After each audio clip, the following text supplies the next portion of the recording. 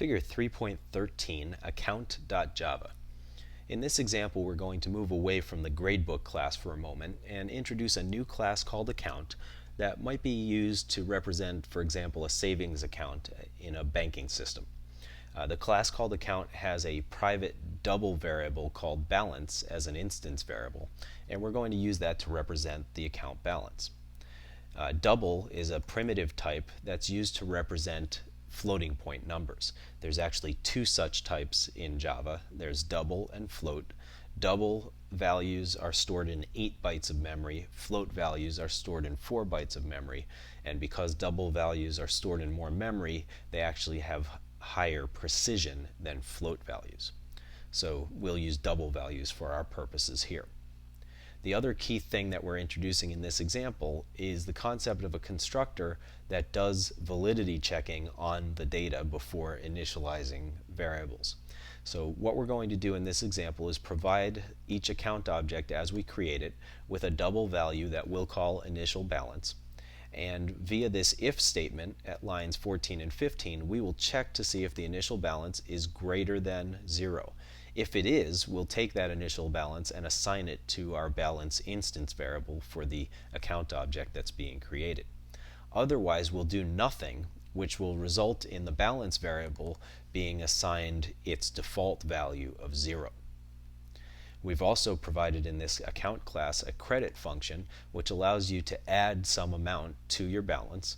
So you provide an amount as an argument and we add that amount to the balance and then store the result in the instance variable balance.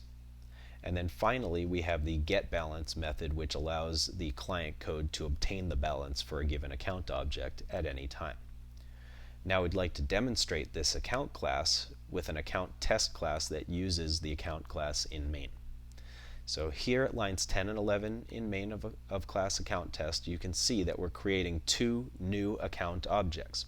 And as we learned in the last example, anytime you say new to create an object of a class and you follow the class name with a set of parentheses, that indicates that you are not only creating the new object but also calling the constructor for that class to initialize the new object. In our case, the constructor now requires that we provide a double argument, and this example is using the value 50.00 to initialize the new account object called account1. The account object is assigned to the variable account1 so that we can reference it throughout the program. Similarly, at line 11, we're also creating a new account object. However, in this case, we're using an invalid value as the argument to the constructor. So what happens now is it's a negative number. The constructor receives that negative number, sees that it's not greater than 0, and simply ignores that value. Thus, the account2's balance will be 0 to start out. Now, we probably could make our programs more robust by introducing some error processing capabilities using Java's exception handling mechanism here, but since we haven't introduced that yet, we're simply focusing on keeping our objects in a consistent state. Again, that is a state in which the values stored in each object are consistent with that object's use. And of course, when you first go create an account at a bank, a savings account at a bank, you don't start with a negative balance. You start with either a 0 or positive balance, and we're just trying to make our account class work the same way. Now, to prove to you that we did validate the data for our account2 class, we're going to output the balances of both objects that we created here. First, at lines 14 and 15, we output the account1 object's balance by calling its getBalance method. And Java is able to distinguish between our two objects based on the variable that we're using to make the method call in this case. We're sending the getBalance message to the account1 object as opposed to the account2 object down here. So when we obtain that balance, we're going to output it in this placeholder in our printf statement, %point2f.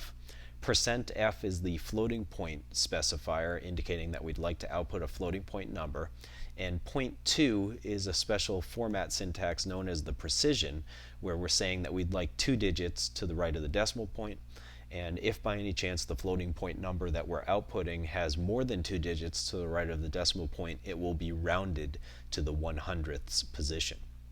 And we'll do the same thing here at lines 16 and 17, except in this case we will output the value of account 2's balance. Now if we stop there, I have already started running this program, and you can see here that account 1's balance is indeed $50 and account 2's balance is 0 rather than negative $7.53. So our validation for the purpose of this example seems to have worked correctly. We continue inside of main by creating a scanner object that we'll use for input, and at line 21 we declare a local variable of type double called deposit amount that we'll use to read in a value for depositing into each of the accounts. Now with local variables, unlike instance variables of a class, local variables are not initialized, so you'll see that you have to use the local variable in an assignment expression first so that you can give it a value before you can use it in a subsequent statement. And if you don't, Java is actually smart enough to report an error message indicating that you have uninitialized data and forces you to write the code correctly. At line 23 we prompt the user to enter the deposit amount for account 1, and then we read that in using the scanner class's next double method. Input is our scanner object, and we're telling that object to read in a double value. Assuming that it's read in correctly, we then output the value that was just read in, again using %.2f as the placeholder. And then we invoke account 1's credit method to credit the account with the amount specified in the deposit amount variable. And to prove to you that we only modified one of the two accounts here, we go at lines 30 through 33 and show you the new balances for our two accounts. So let's go back to the output window here and type a number for the deposit amount for account 1. Let's say we added in $1.23, and when we hit enter you can see here that our new balance is $51.23 and that account 2's balance is still 0.0.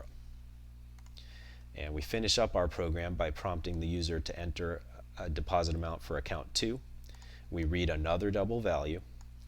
We display that value to show you what we're about to credit the account with, and then we call account2.credit with that deposit amount. And again, we're using a different object than the one up above here, so we now know that we're going to be modifying the other object's balance. And to finish off, we display the balances of both objects to prove to you that only account 2's balance will get modified as a result of this operation. So now for account 2, if we add a new deposit amount, you can see that indeed account 2's balance was modified, but account 1's balance remains the same. Looking to advance your career by acquiring new skills? Tired of expensive off-site training programs? Wish you could learn from the best instructors in the industry? Look no further than Live Lessons, self-paced personal video instruction by the world's leading technology publishers. Each live lesson comes with a DVD featuring 3 to 4 hours of instructor-led classroom training, sample program code that allows you to work along with your personal instructor, and an example-rich study guide. Live lessons allow you to watch the entire course from start to finish, or navigate directly to any of the individual lessons. You'll literally watch over the shoulder of your instructor as he shows you how to build state-of-the-art applications. Live Lessons, the power of the world's leading technology experts at your fingertips.